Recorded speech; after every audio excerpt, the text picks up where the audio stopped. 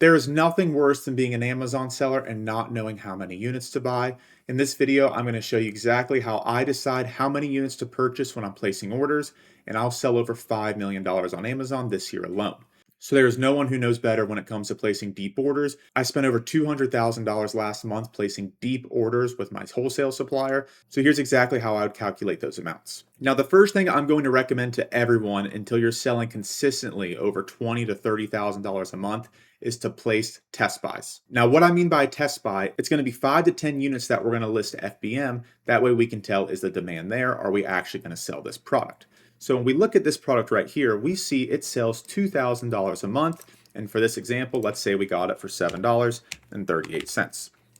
So we're seeing this, we're like, that's amazing profit. We got to go all in on this. But we don't just want to send all our money in and risk it on a product we've never even sold on. We want to get a little proof of concept that we can sell on this listing, that we are going to win the buy box, and that our inventory is going to move as quickly as we expect. So for this example, I'm going to come down here and I'm going to look at the buy box. It's extremely pretty, right? It's very stable, but we can see it is being really heavily dominated by these big sellers.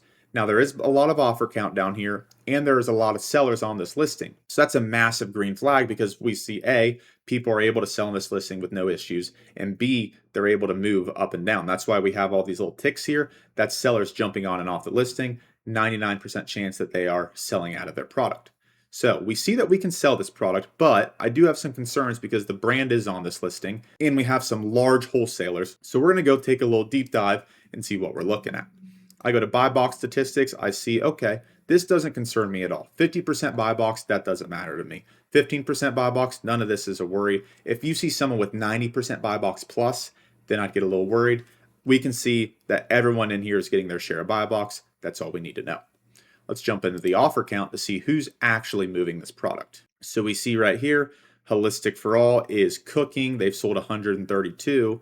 That's what all these little moves are right here. We scroll down. Okay, IGP USA has sold 13 units in the last 30 days. That's some good movement. We come down here. We see Prime Distribution's actually restocking. They're going the wrong way.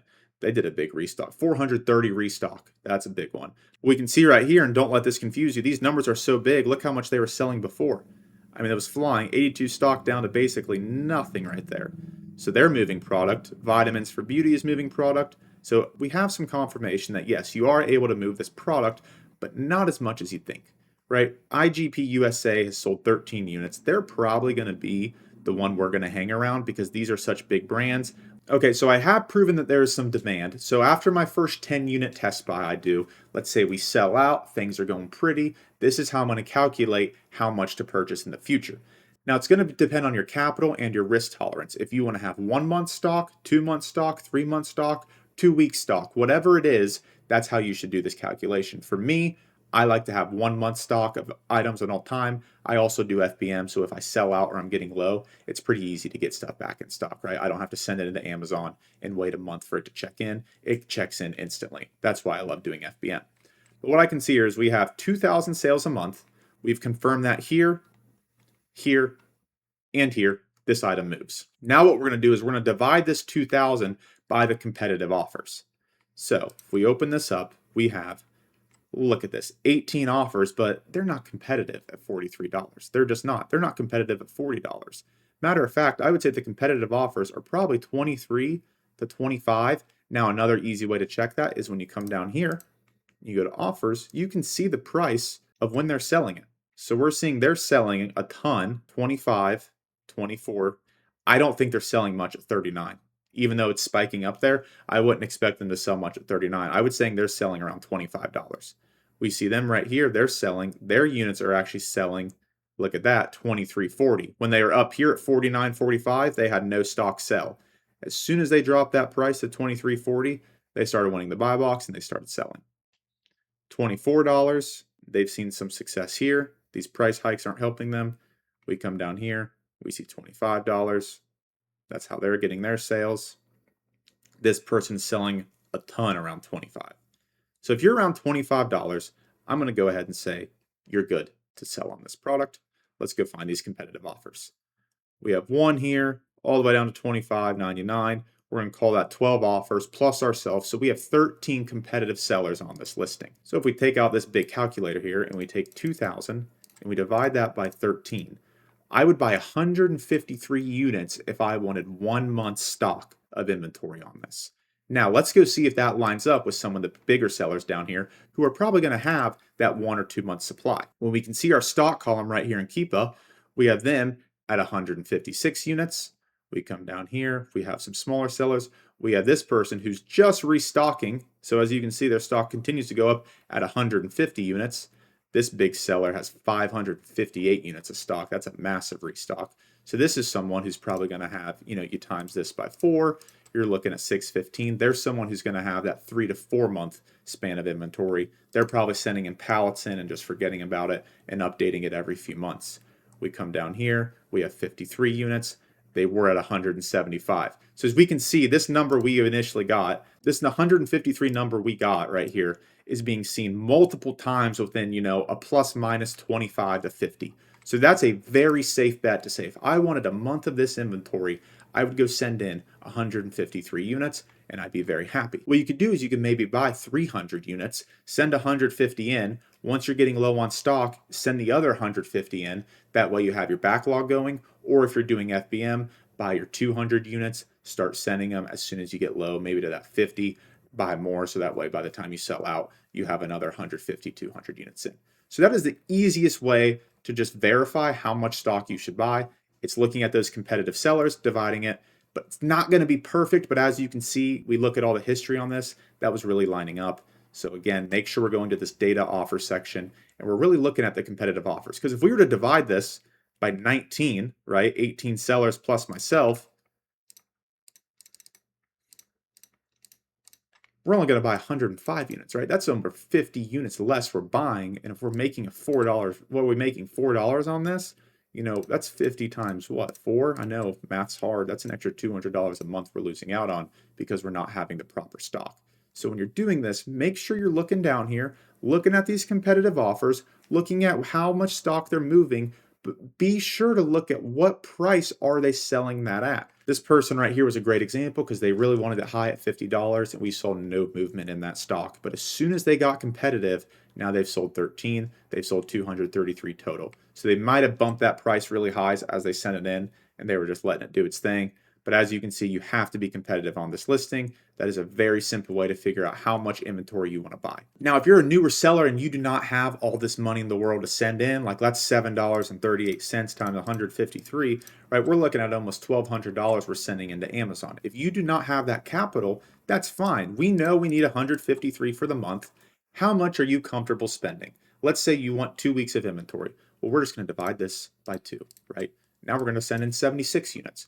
Let's say you only want 1 week of inventory. Probably would recommend just doing FBM if you're at that point. But if you did want to send it in FBA and you wanted 1 week of inventory, let's divide that by 3. We're going to buy 50 units, right? So you just kind of divide the number by the weeks in the month to see how much stock you want to have.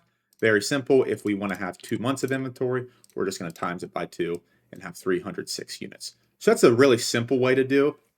And once you sell on a listing more, you're going to be able to fine tune this number a lot more. Like let's say I send 153 units in and I sell out in 2 weeks, right? Like I get the buy box a ton, it's selling out. Well, now I know I need to bump this up, right? I sold out in half a month. I want a month of inventory. So now instead of 150 units, I'm going to buy 300. Let's say I send 153 units in and that month I only sell 75. Well, now I know, okay, that 150 is probably going to be more like 2 months stock. So once I get low, I'll only buy 75 to 100 more. That way I don't have all my capital tied up on a single product. But there are examples when you're looking at a product and you need to predict how much inventory to buy, right? This item isn't going to be very seasonal. We can tell if we click the year, the sales are pretty consistent, right? We're going to be around 1,000 to 3,000 to 2,000, right? You're just going to fluctuate a few thousand. That's really probably just dependent on who has stock. If we look at products like this PS5, we can see we're selling 500 times a month.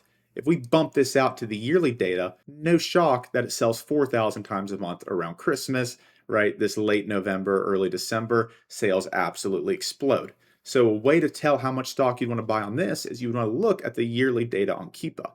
And what we do is we zoom in here. So early November, we're only at around 200 units. But as soon as this early December comes in, we're already at 1,000 units. And by late December, we're at 4,000. So what you could do is predict the peak divided by the estimated peak sellers. So we can see there's 39 sellers, but the peak sellers we have, were 47. So we're going to take this 4,000 plus yourself. So you're going to divide that by 48, and we can see, okay, 83 units of this right here, we're going to be good. Now, it's really good to get a little estimate here, right? We don't want to, it's going to take us forever to find every seller and how much they sold last year, but we can look at this December area and see, okay, they sold 10. These people sold 114. Their price was relatively competitive back in. These guys sold 443, and they were around, a very competitive price. Look at this. December, they flew. We scroll down, we see 89, we see 230, we see 119, we see 798. So these guys were just an outlier and sold a ton. We see 199, we see 48. So as we can see, you're looking between 100 to probably 2 to 300, depending on the seller. We have some lower ones in the 40s. We have a 248 right here. So if we're looking at this, a 346, we can safely say, okay, people are selling between 85 to 300 units of this product. How much do I want to risk? Well, to be honest, if we're seeing people sell that 300 number, that means they just have the stock. They took the bigger swings than the people selling 85 to 100. So my initial calculation was 83 units. These are for those people who are just doing exactly what I did. They're looking at the sales, dividing it by the sellers. The people selling the extreme units, the 2, 3, 400, are the ones who know the demand's going to be there, and they did not go out of stock. And if we look at this seller right here, they sold 248 units. Look at their stock: 30, 26, 2, 11, 6. They always had stock. So if we look at this company who sold 443 units, we can see their stocks started in early September at 5, and look, they never went out of stock. That's why they were able to sell so much. They always had stock in hand. And if we look at someone who sold 89 units, for example, look at their stock: 3, they did their big buy, and then boom, they sold out, right? So you can see they just had inventory, then they sold out. The ones who have a lot, 230 sales, look at their stock. Do you see the difference in the Keepa graphs? We have so much right here. Look at this. There's so much movement. They're always at 0 to 10 units of stock. This person just had a big spike and came down.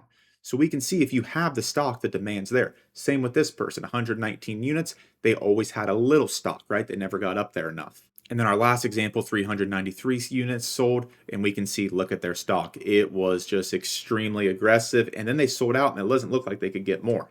Now, the reason I show you that is you want to be able to look at those other sellers, right? Use the data to help you. We can look at those other sellers and see, okay, if I have stock, it's going to sell 200 times a month. We know that. So now when all these new sellers are coming on here only buying 83, I know I can buy an extra 120 units. And if you're able to find this at a good price, PS5s are going to be on sale this year most likely because of GTA 6 coming out. So let's say we're able to get this at, say, $450, right? I'm making $120 a unit. This is why I love high ticket FBM. Then I'm getting an extra 128 units than the average Amazon seller. So I'm going to take this 120 times it by 120, and I'm going to make an extra $14,000 a month in profit just from doing that. That's why it's so important to know how much units to buy and predicting properly when it comes to Q4. So this is something that you guys should watch again and again and burn in your brain when you're sourcing. Because if I'm doing this, if I'm a little tired and I'm sourcing and I say, okay, last year they sold 4,000 units, 4,000, how many sellers? 47. We get our 83. But if we do the extra mile, what'd that take? An extra 5 minutes to really see, okay, who had stock, who didn't sell out, and how much did they sell? Now I can predict that number much more accurately, and I can take a bigger swing. Keep in mind, if you're going to take a big swing like that, you're taking a massive risk. We're looking at $450 times 200 units, right? We're spending 90K, but we're making 15K. That's not the worst return on investment I've ever seen. So we're spending 90K to make 15K. It's 15, 16% ROI. But when you look at it, to make $15,000 to risk just 90,000, and to be honest, if you want to hit these big numbers, if you want 500, 600K a month, if you want $1 million months, you got to be able to place orders like this. And predicting how much to buy is massive. So hopefully this video was able to break everything down for you. For the beginners, I hope you're able to learn how to buy and restock your everyday products. And then for this Q4, it's coming up quicker than we think, guys. It's already August. So make sure you're looking into this and practice it. Do some examples. Just because you're not buying the product doesn't mean you can't practice. Come on listings like this and do it. Say, okay, when did they sell out? When didn't didn't they sell out? How much should I buy? And do estimates. So guys, if you found this video helpful, be sure to follow me on Instagram and TikTok at the Ben Spangler. I am launching my coaching program soon. We're taking 10 new students, and you're going to learn all of this information. That way, when Q4 comes, you can crush your goals. There's no reason, whether you're a brand new seller or been selling for 6 months, that you do not make a minimum of $20,000 profit in your first Q4. Q4 is what dreams are made of, guys. So please take this seriously. Go do some practice, and this is how you'll stay in stock and never sell out of any single product on Amazon.